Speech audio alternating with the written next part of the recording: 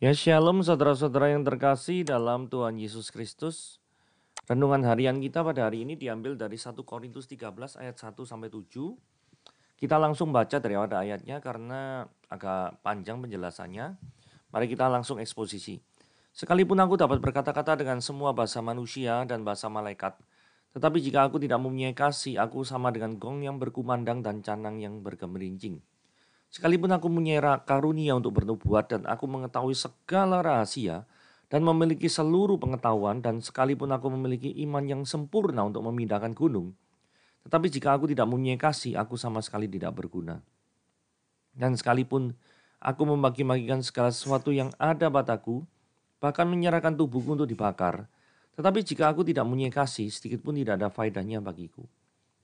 Kasih itu sabar, kasih itu murah hati, dia tidak cemburu, dia tidak memegahkan diri dan tidak sombong. Dia tidak melakukan yang tidak sopan dan tidak mencari keuntungan diri sendiri. Dia tidak memarah dan tidak menyimpan kesalahan orang lain. Dia tidak bersuka cita karena ketidakadilan, tapi karena kebenaran. Ia menutupi segala sesuatu, percaya segala sesuatu, mengharapkan segala sesuatu, dan sabar menanggung segala sesuatu. Nah, pertama-tama kita pelajari posisi 1 Korintus 13. Ini terletak di antara 12 dan 14. 1 Korintus 12 itu bercerita tentang karunia roh, sedangkan 1 Korintus 14 bercerita khusus tentang peraturan-peraturan dalam bahasa roh. Lah di tengah-tengahnya itu bicara tentang kasih.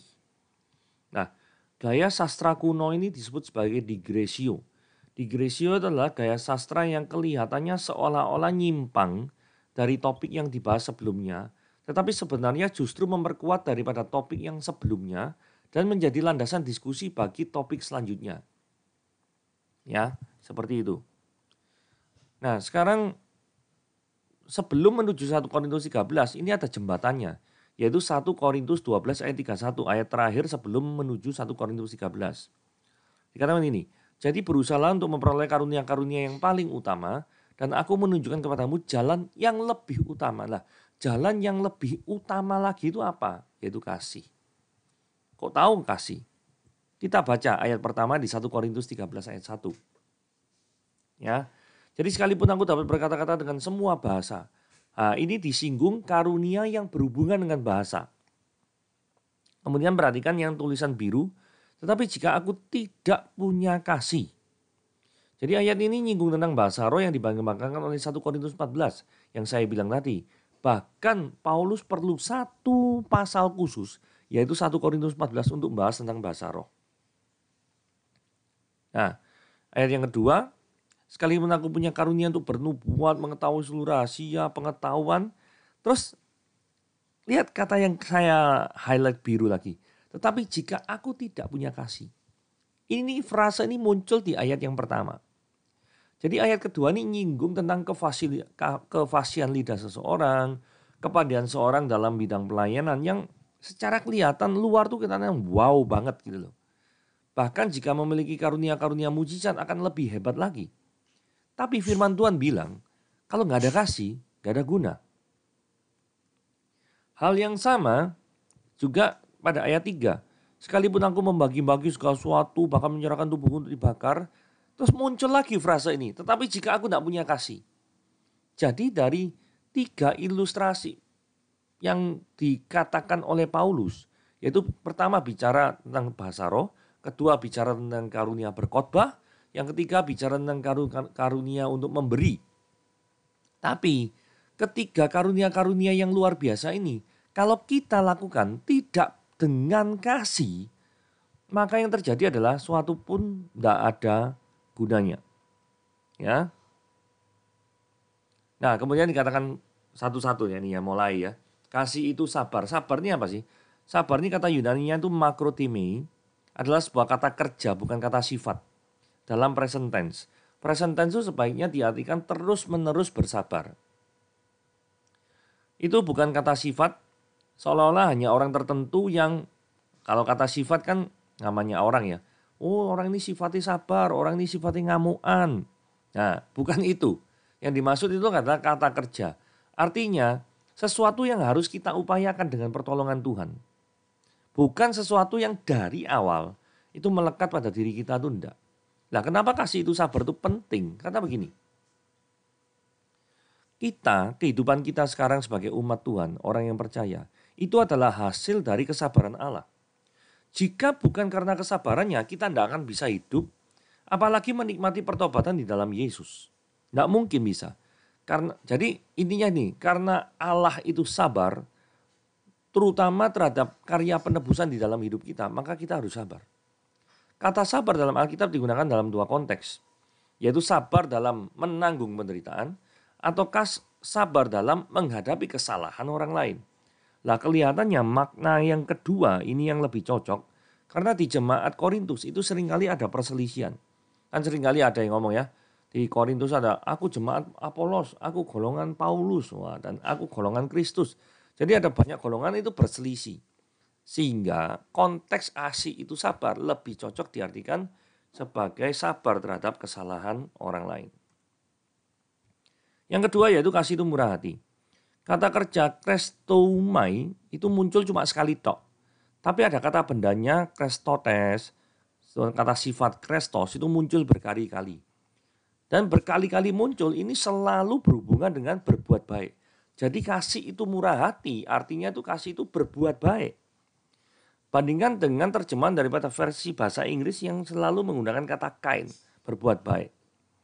Nah, kebaikan yang berhubungan dengan apa? Berhubungan dengan penebusan Kristus, yaitu pengampunan dosa. Pada abad permulaan, wujud kasih ini sempat menjadi karakteristik orang-orang Kristen. Bapak Gereja Tertullianus mencatat bahwa orang-orang kafir sering menyebut Kristen dengan istilah. Nah, berikutnya adalah kasih itu tidak cemburu. Dalam arti negatif, kata cemburu ini selo, kata Yunaninya selo itu lebih tepat dipahami sebagai iri hati. Dalam perjanjian baru, kata ini dikenakan pada saudara-saudara Yusuf yang menjual dia ke Mesir. Jadi saudara-saudara Yusuf ini kan iri hati kepada Yusuf, kemudian jual ke Mesir. Kemudian ada orang-orang Yahudi di Tesalonika yang tidak mengasihi Paulus, ini menggunakan kata iri hati. Dan 12 suku di perantauan yang saling berkelahi di Yakobus itu juga iri hati, membunuh demi kepuasan hawa nafsu. Tapi kita harus membedakan antara cemburu dan iri hati. Jadi yang tadi tidak cemburu ini lebih baik diartikan sebagai tidak iri hati. Karena seringkali ketukar. Karena gini ya, cemburu tuh definisinya tuh menuntut apa yang menjadi hak kita. Contohnya kecemburuan Paulus terhadap jemaat Korintus yang mudah diperdaya oleh para guru palsu. Jadi artinya jemaat Korintus ini sudah menjadi milik Paulus. Karena apa? Karena mereka sudah bertobat menerima Yesus. Tapi mereka diperdaya oleh guru palsu, ajaran palsu. Jadi digunakanlah kata cemburu. Ya, Allah juga bisa cemburu kepada kita bila kita berubah setia. Jadi harusnya kita ini sudah milik Allah.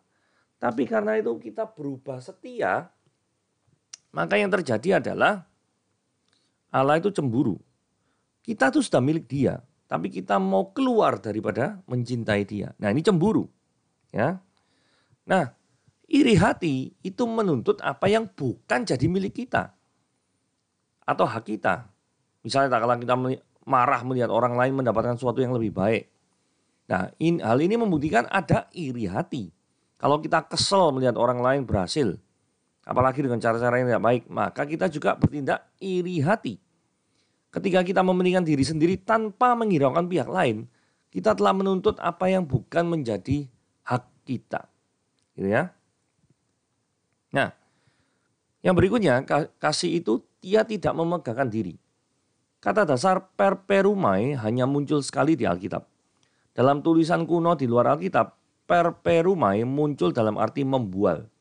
Lah maksudnya membual itu apa? Maksudnya membual itu gini ya. Ini dosa perkataannya.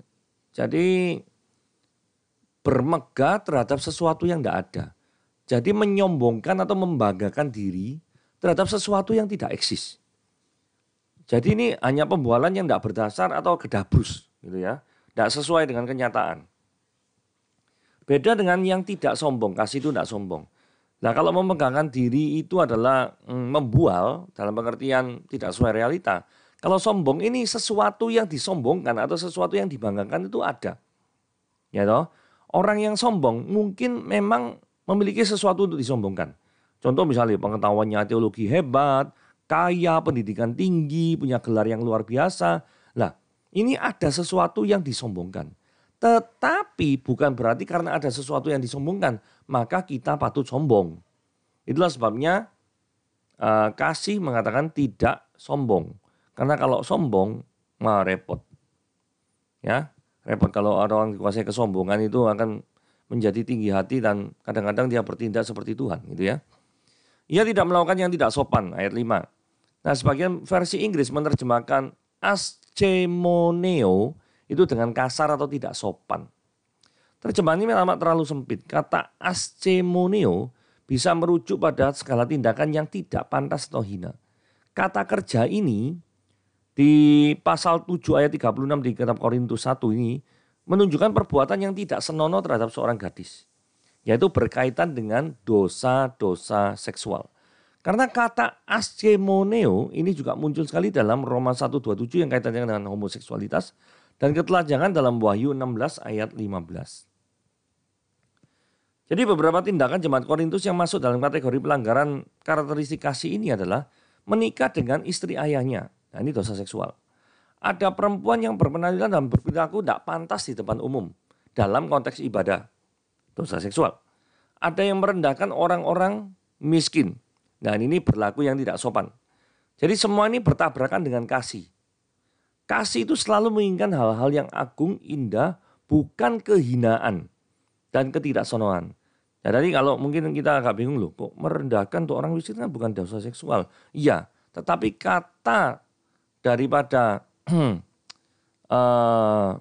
yang tadi askemoneo ini kan juga berarti kehinaan.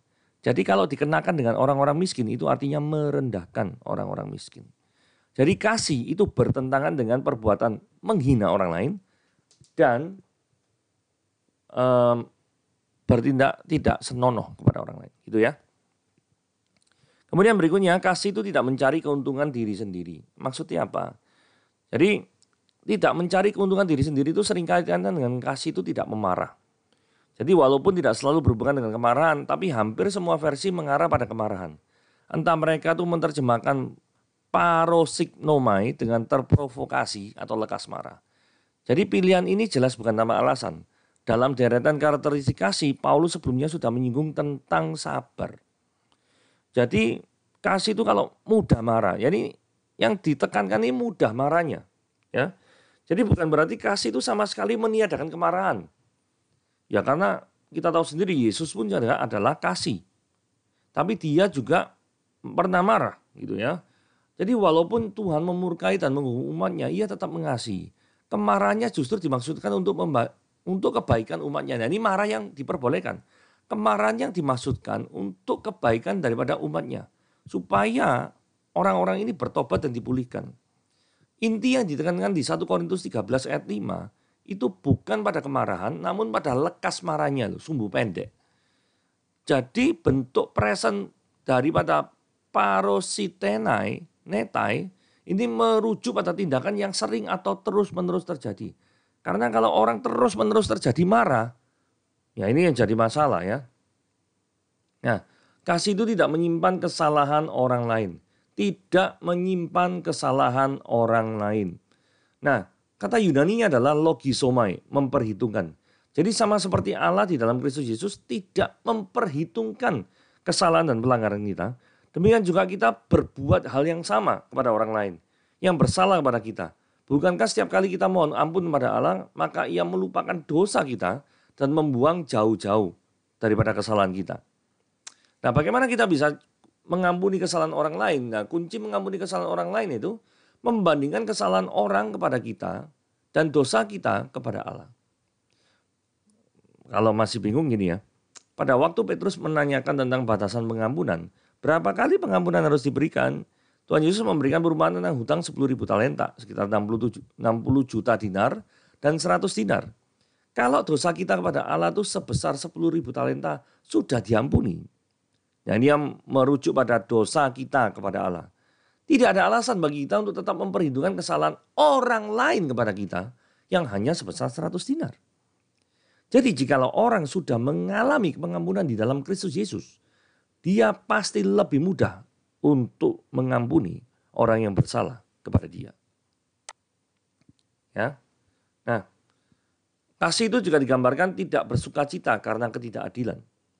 Jadi ininya gini, walaupun kita tuh tidak membalas orang lain, belum tentu kita tuh memiliki kasih.